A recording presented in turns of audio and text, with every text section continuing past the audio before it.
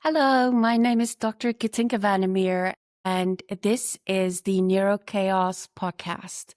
It's a podcast about unexplained, horrible medical symptoms and conditions that medicine can't seem to figure out. And today specifically, I want to talk about long COVID.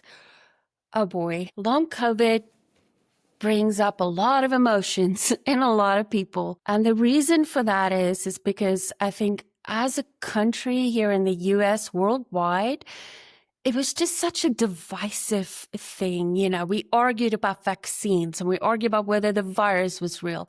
And we argued about whether people should be forced to stay home and not go to school and whether our kids should wear masks and do masks even work. And it's a whole thing. And the first thing I want to say today is I'm going to talk about something that's real, that we see. We see the suffering associated with long COVID. I'm not here on this day to debate whether COVID was man-made. The whole vaccine injury thing, oh my gosh. So last week, we started advertising a new Facebook support group called Hope for Long COVID.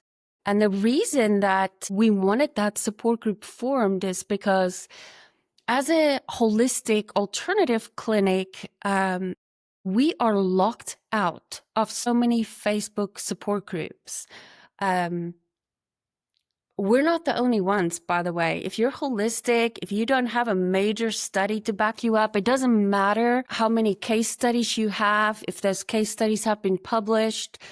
We recently had our first long COVID pediatric case study published, and I'm going to link that beneath so you guys can go read Dylan's story. Incredible case study, but these Facebook pages tend to have a lot in common, and it's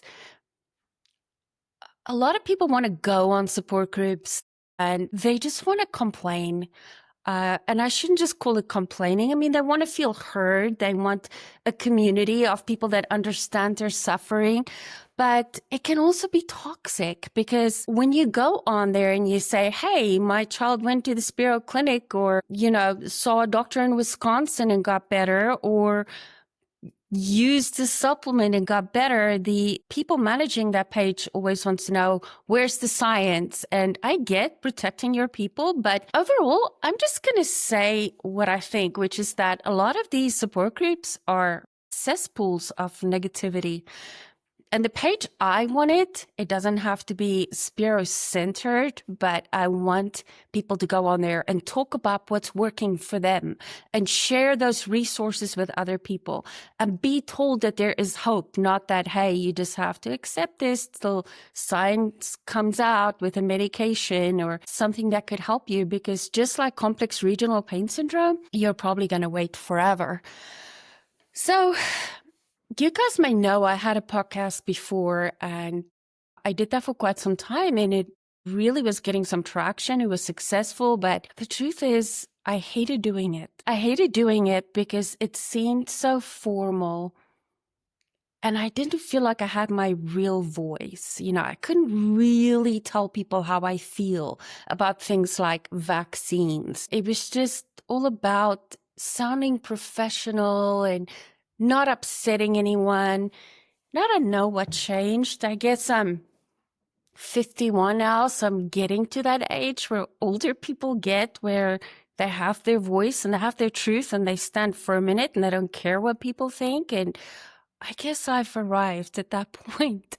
I am known to, on social media, sometimes respond to comments myself, and I can be extremely direct. I have a very big sense of humor, and I tend to bring my sense of humor in because I'm South African. If I'm upset or I'm confronted, I handle a lot of things with humor. That's not always appropriate. I have very strong opinions.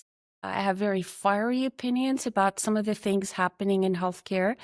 And I am going to spread the word. I'm going to tell you guys how I feel, and I'm going to have my authentic and real voice. So this is me. I may offend some people. Not going to apologize for that because you can turn it off. You don't have to watch me. You don't have to listen to this. You don't have to agree with me.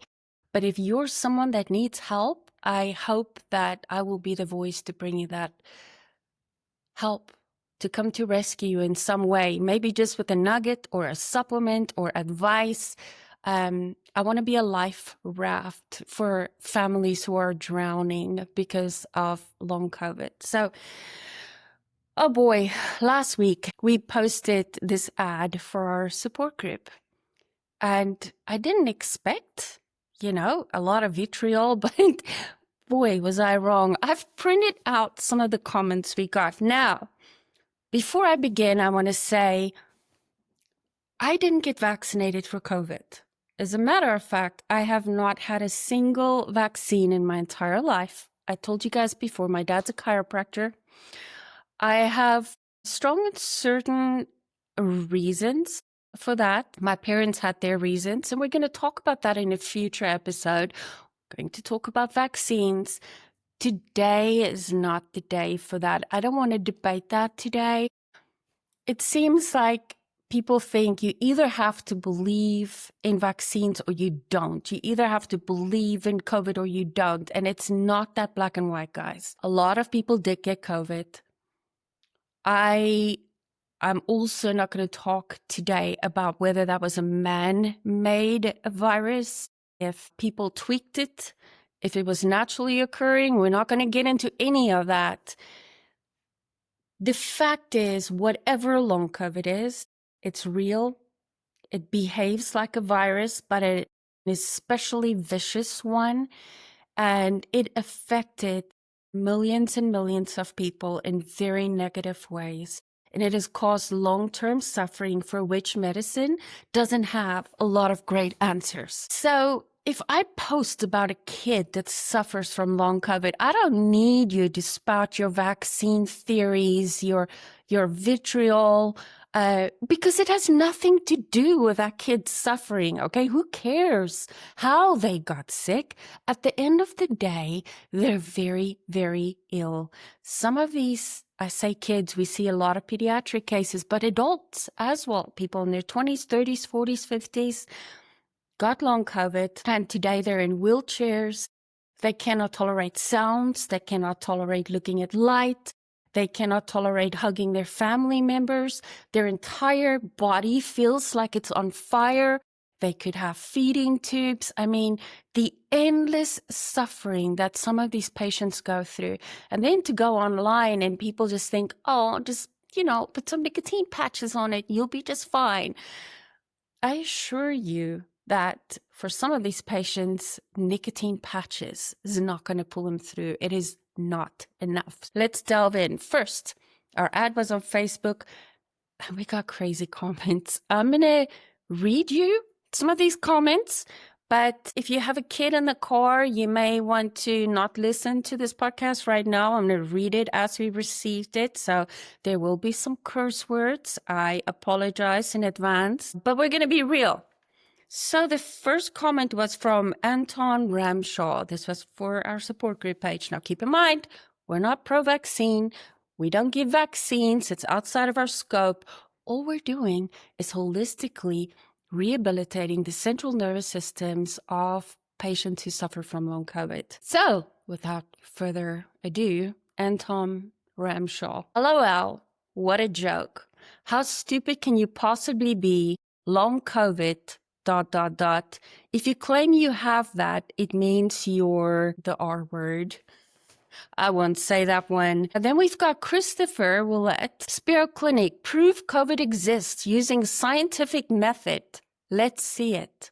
I bet you cannot. You're complicit in murder, you pieces of shit. We have someone called Tammy Webb. Spiro Clinic, it's vaccine injuries, you liar, all caps. Oh my God, all caps, guys. It's a pet peeve. I hope you hang for crimes against humanity. Not Fauci, Spiro Clinic. Orange Grove, Freemasons, Satanists. That's a new one. I've been called a lot of names on social media, but that's new even for me. Effing liars. pushing these fake COVID that never existed. Put your clown mask on with your clown shoes, you psychos. And last but not least, we have Jeff Wolf. More like the Fauci ouchie rushed experimental gene therapy injection injury. I have to say, Jeff, I admire the poetry, though. Fauci ouchie. I've never heard that before, and I think it's clever. We're going to delve into vaccine injuries because we are seeing a lot of COVID vaccine injuries, and that is a fact. And overall, I will say that those injuries are a little tougher to treat than long COVID. Long COVID is not a picnic. By any means, but vaccine injuries, that's next level, and it's not untreatable. We see great results, but usually will take a little longer. So we're going to do a whole episode on that. Today, we're just going to focus on long COVID. I touched on this some in the previous podcast, but we treat complex regional pain syndrome, which is this condition where you have an injury and then you get neuropathic pain. It feels like your skin's on fire, like your body's on fire. It can cause swelling, it can cause redness, it can cause shiny skin, losing your hair, and often it will spread to other body parts.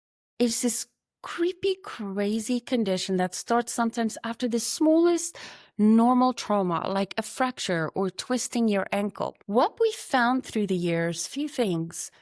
We saw a lot of people with something called Ehlers-Danlos Syndrome. I'm going to cover that today. So just remember, EDS, lots of patients with EDS. And these patients shared certain characteristics that we have come to recognize. Their immune systems are compromised.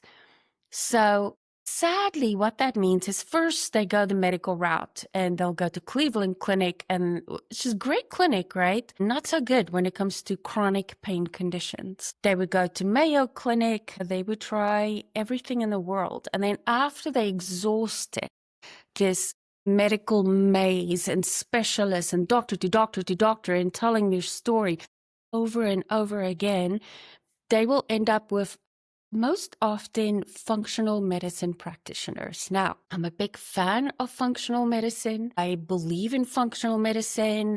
Me and my family members use functional medicine. So it is a great thing.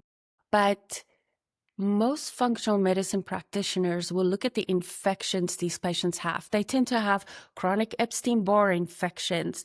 They may have long COVID now. It's a new one. They may have Bartonella. Lyme is a big one, very big one. And then the patients think, oh, a bug caused my symptoms. That makes sense. Yes, I know that bacteria and viruses caused us to get sick sometimes. And if we take medicine or supplements to kill it, I'm going to get all better. The problem is the bug is a symptom. The bug is a symptom. What do I mean by that? If you live in the country, you would know that a lot of farmers, when they have ponds for their cattle or a pond on the farm, they will have a fountain in the pond. And the reason you do that is to keep the water moving. Water that moves is not hospitable to organisms and to bad organisms and algae and all the things that grow in ponds, but also especially to mosquitoes, which lay their eggs in the pond, and then you have a mosquito problem. So that fountain is incredibly important. That fountain is your central nervous system, keeping your immune system active. So it can fight viruses, it can fight bacteria, you can get over it, and you don't have these chronic infections. The central nervous system is affected in a negative way. The central nervous system is the computer that controls the immune system. And then you get the infections. Just killing the infections, it's not going to work. That's why after you had long COVID, months or years after the initial infection is gone, you still have these horrible symptoms. So one of the other things we noticed that our patients have in common is that they had long-term chronic infections.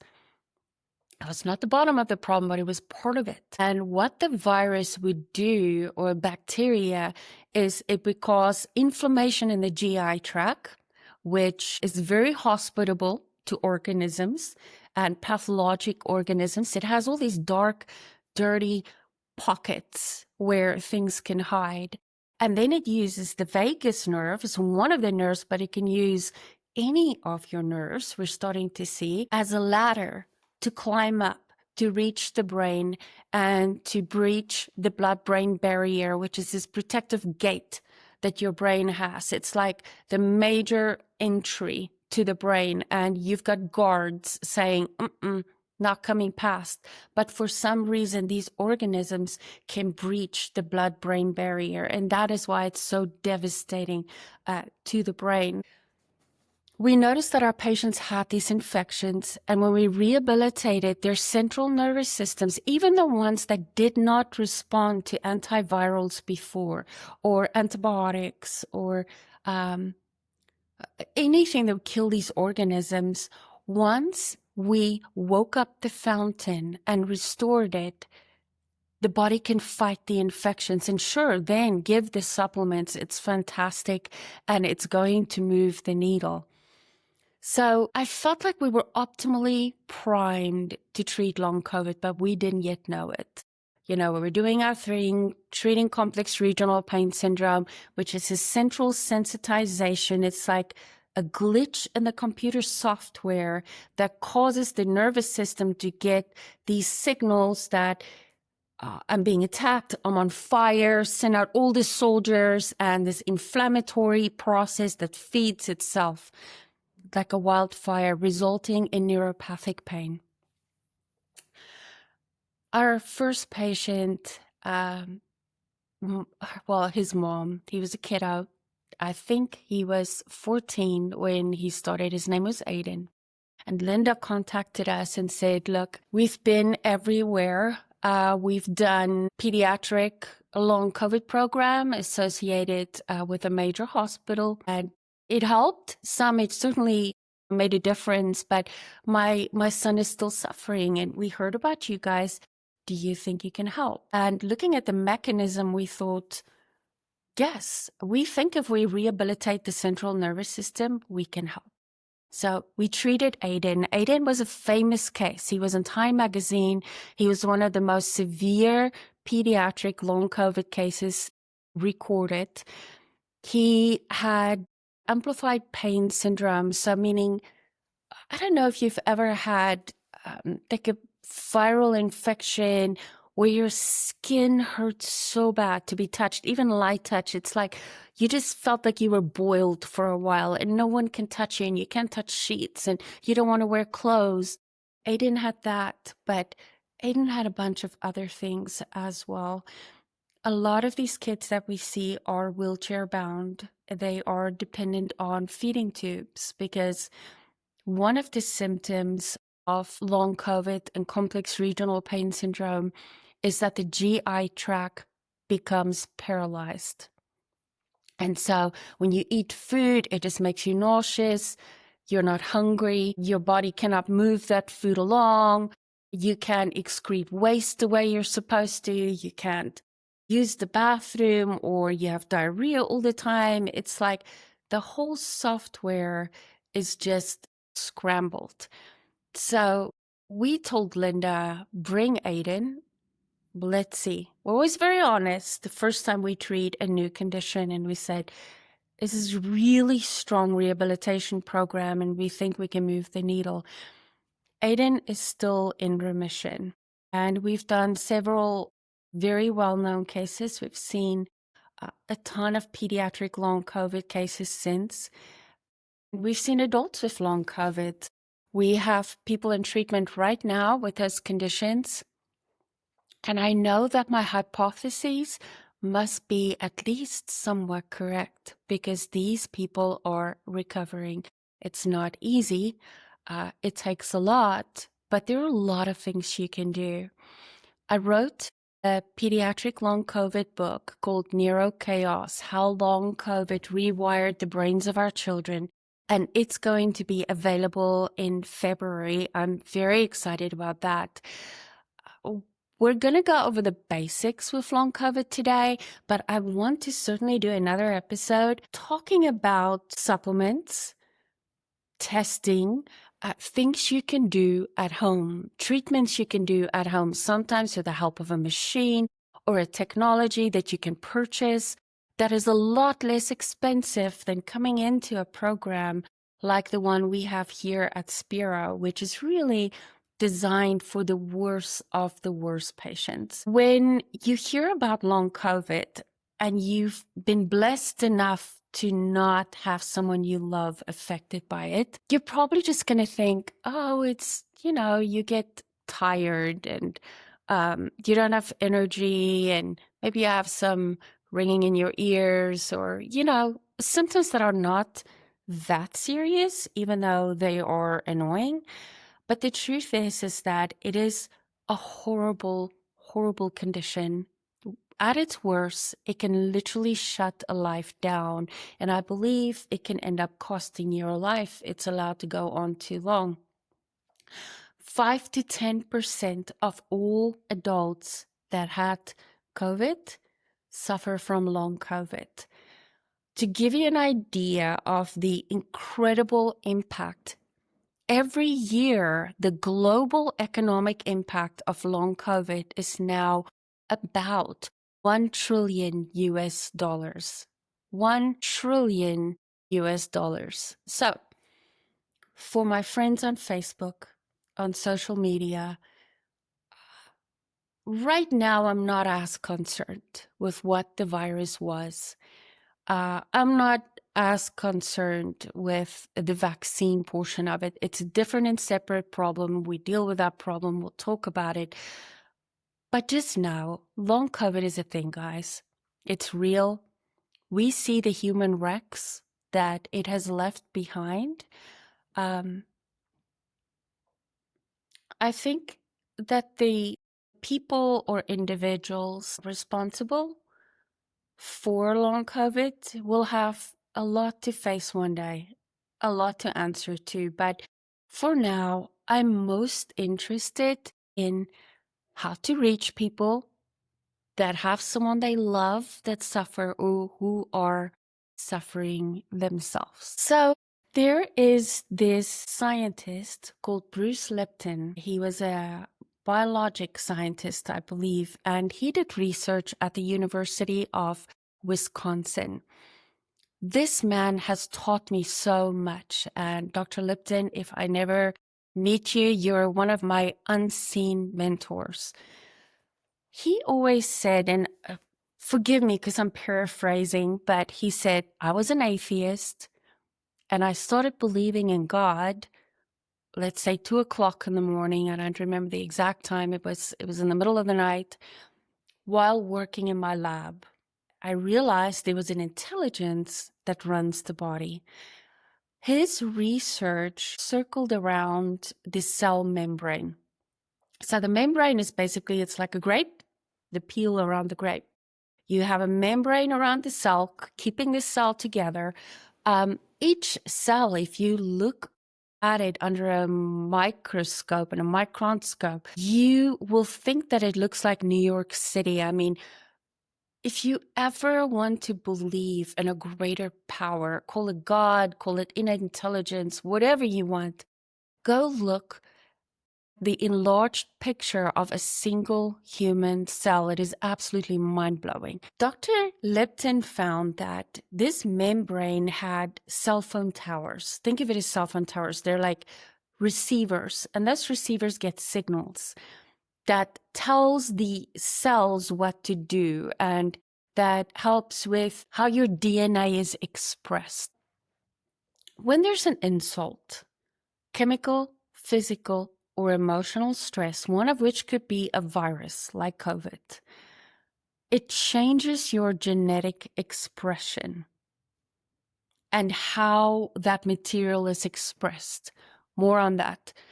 Dr. Lipton that morning found that the signal that tells the cells what to do comes from outside the body. So I don't mean to sound like I need a round parking spot for my flying saucer, but I do believe, based on years of research and work, that there is an energy field around the body, and that field is filled with information. And that field very much has something to do with how our bodies survive and repair. But that's for a whole other podcast. Today, we're just going to focus on the fact that you are born with your DNA. So let's just say your mom had breast cancer or your grandma did.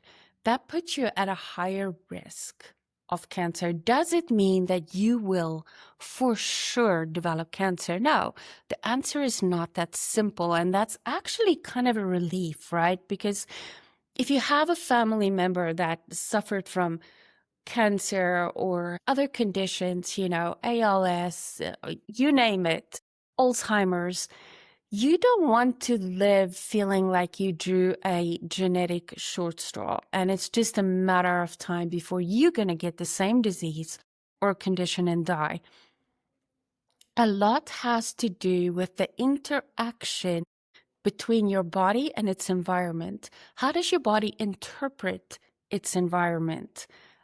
How much stress can you tolerate? How good is your diet? How positive are your thoughts? There's so much you can do to change genetic expression.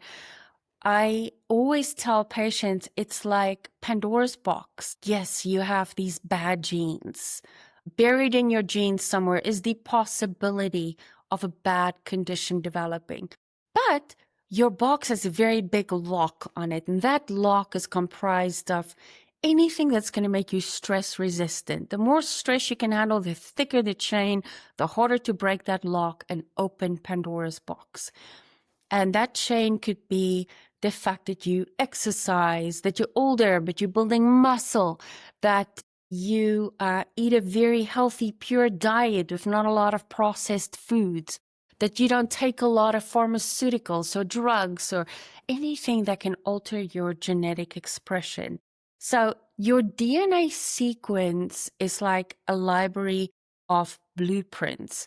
Your epigenetic mechanisms, the thing that Dr. Lipton was studying, think of it as sticky notes or bookmarks. So you have this thick pack of blueprint plans, and inside you have bookmarks telling your body what to skip and what to ignore and what to focus on. You could focus on good things, making that genetic expression real, or your chain could be thick and the box could be locked and it's not going to affect you because of all the decisions you're making every day with the environment around you, affecting the way you're thinking, affecting what you're eating and drinking. That all plays a role. So if you have a blueprint, let's say a plan, you go to an architect and the architect draws plans. I did that with our building here for Sparrow Clinic right before COVID hit. I went to a very well-known architect here in Fayetteville, and he drew up plans for a building. Guys, it was going to be beautiful. We had green walls. We had courtyard areas with running water. That was back in the day when you could afford to build a building. And now that has changed a lot. It's become very expensive, thanks COVID. One of the things that changed. So I had this beautiful building designed. I didn't have a building. I just had the plans for the building. The building doesn't get built before you get a loan from the bank, and then you hire a general contractor, and your general contractor goes out and hires subcontractors, and now they're making this building a reality, something you can touch, see, walk around in, you can use. Same with genetic expression. You may have the blueprint for cancer, but unless you have a general contractor, unless you're bringing in building materials. So one of the things you don't want to eat if you're prone to developing cancer is a ton of sugar or processed foods. So unless you have the materials to feed that, to make that genetic expression happen, to say, build this, it is not going to happen. So that is fantastic news, but you may want to know, what are some of the things that I can do to prevent Pandora's box from opening? That is a good question. Over the next 20 podcasts or so, I'm certainly going to touch on nutrition. Nutrition is a big thing. And it's just as much about what to avoid as it is about what you should eat. So it's both shouldn't eat a bunch of this, should eat a bunch of other things like vegetables and fruits and, good pure water, all the things we know to do. Drink enough water. Exercise is very important. Certainly what you breathe can make a big difference. If you use a lot of toxic chemicals in your home, pesticides, we're surrounded by so many flame retardant things and things that off gas, like mattresses. In my own life, where I can go natural, if I can choose to go natural, I do.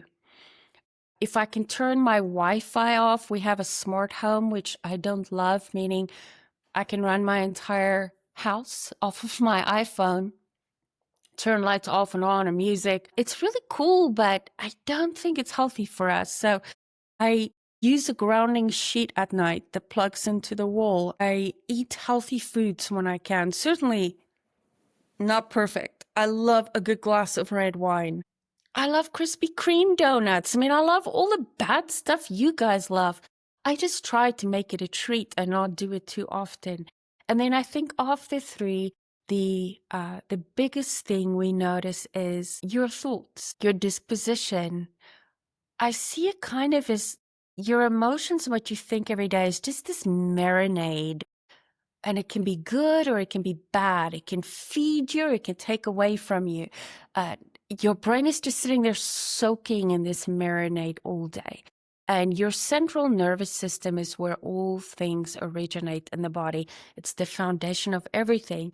So positive thoughts, a positive outlook on life is incredibly important. But there is a wild card. And that wild card is called Ehlers-Danlos Syndrome. So short is EDS. I am going to venture to say, and keep in mind, I told you guys I'm going to be myself. I'm going to share my thoughts. Some of these are just hypotheses based on what we've seen in clinical practice over years now. Some of it I cannot prove yet. But I believe in the next 10 years, a lot of this is going to unfold. So EDS is a genetic condition. It affects your connective tissue in your body. And there are 13 different subtypes on EDS, some of them way more severe than others. Luckily, the most common kind is called hypermobile EDS or HEDS. And they talk about a hypermobile spectrum, meaning some people are really hypermobile and some people not so much. I believe there are literally millions of patients with undiagnosed EDS. You don't have to be hypermobile to be diagnosed with EDS. And sadly, our medical model for diagnosing it is terribly flawed because we still say things like, can you bend your thumb back? I'm the opposite of EDS, guys. I'm not very flexible at all. But EDS people can be very flexible, but they don't have to be. If your child is attracted to dancing and they're really, really good at it, ballet is a big one. Gymnastics, oh my gosh, a ton of gymnastics kids have EDS and it's undiagnosed and they don't know that they have it. So pre-COVID, many of those patients that had EDS never probably would have known in all their lives that they had it until COVID happened.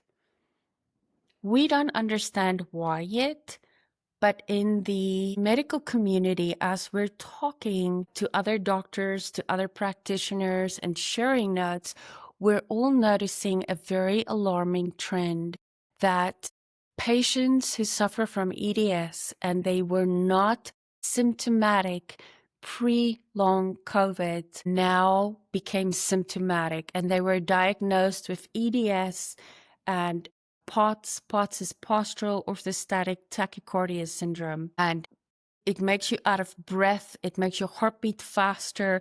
If you stand up very quickly, your body really can adjust very well and you can pass out. You just feel like passing out.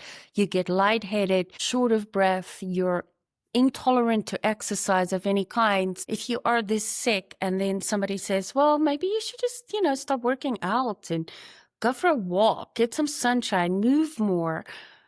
The very thing that could possibly help those patients, yes, exercise is great, sunlight is good, movement would be great, but they cannot tolerate any outside trigger to the central nervous system, meaning you cannot tolerate loud sounds, cannot tolerate flashing lights, cannot tolerate a lot of just noise around you. If you're at Thanksgiving dinner and your whole family is there and you have at least one crying baby in the room, maybe, it just becomes very overwhelming. It's almost like your nervous system is like a scared puppy and it just wants to be under a blanket. And anything that normally before, when you were healthy, you could have tolerated, you can't anymore. It just becomes this assault on the central nervous system. Long COVID took the mask off of silent EDS cases. Patients who had it, they were not being genetically expressed, and all of a sudden, post-COVID, they became symptomatic. There was at least one study linking EDS to a much higher prevalence of long COVID. We only put it together in the beginning because we were seeing a lot of EDS patients also get complex regional pain syndrome and other infections that just linger. Lyme is a big one. I think a lot of people are exposed to Lyme, but like the pond, it's not hospitable to the organism. It's the host. It's the environment of the host. Does it allow for bugs to multiply? Does it allow for that genetic expression, or is your Pandora's box locked up? We treat it by rehabilitating the central nervous system. In our world, it's the only thing we have found that works this effectively. There are definitely things you can do at home, and we're going to have a whole episode on that. My goal with presenting these podcasts is not to get more patients in our clinic. It's to reach more patients who need help. Here at Spiro, there are two pillars to our treatment, and they're both incredibly important.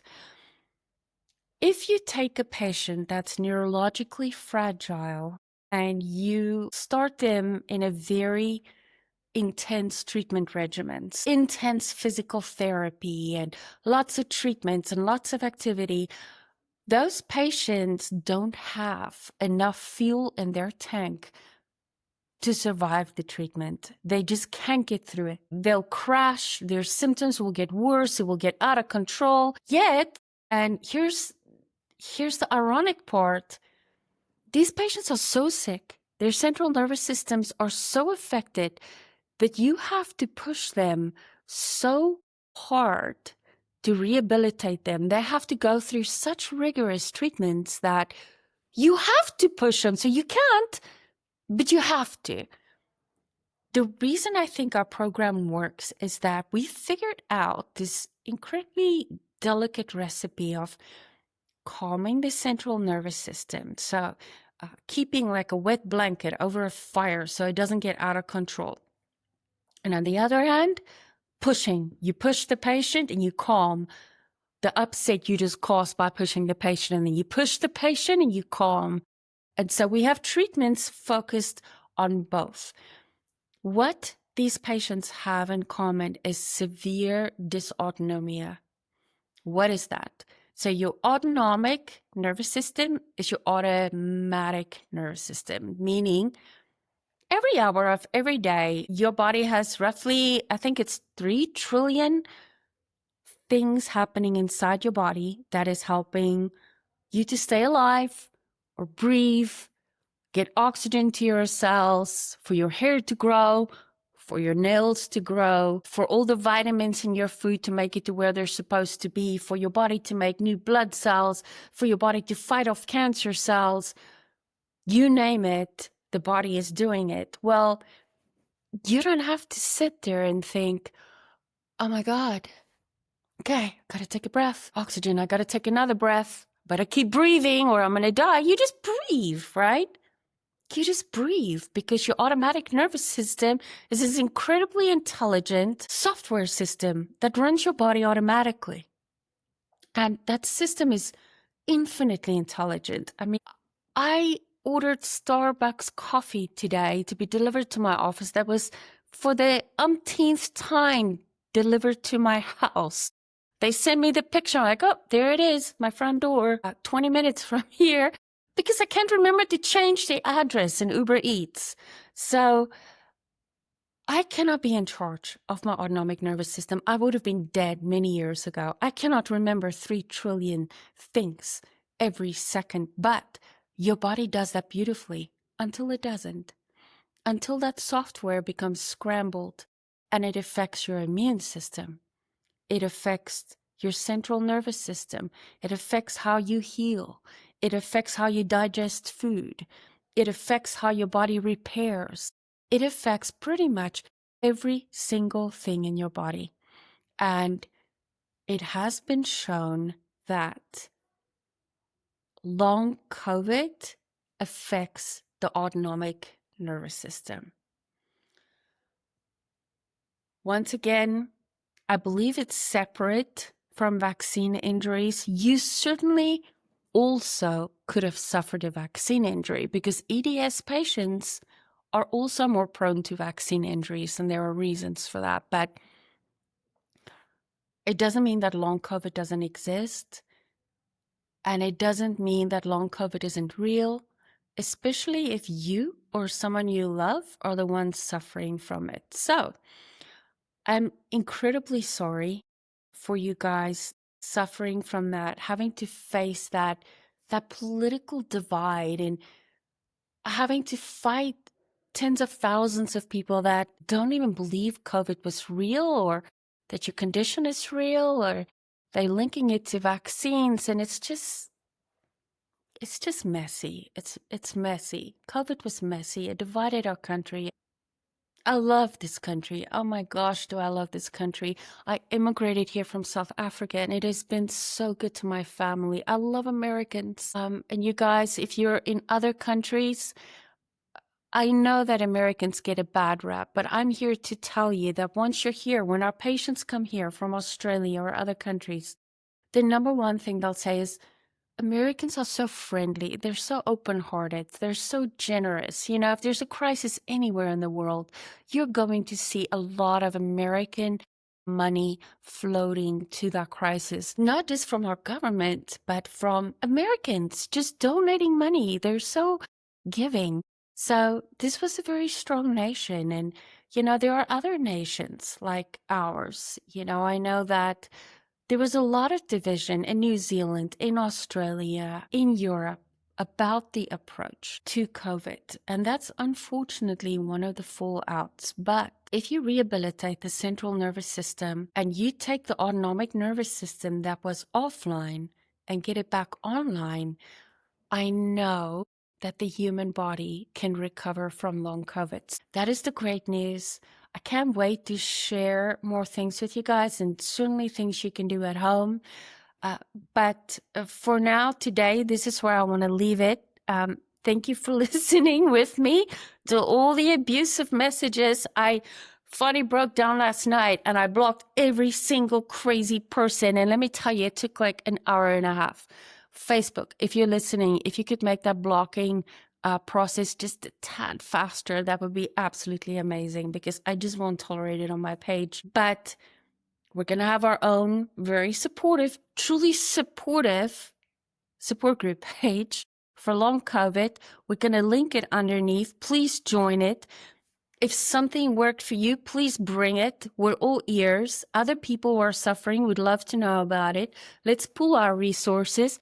Let's actually have a positive Facebook page, and let's shift the needle. Let's get the word out that there's help. There's help and there's hope. And I always say hope is the first step towards healing. Thank you for listening.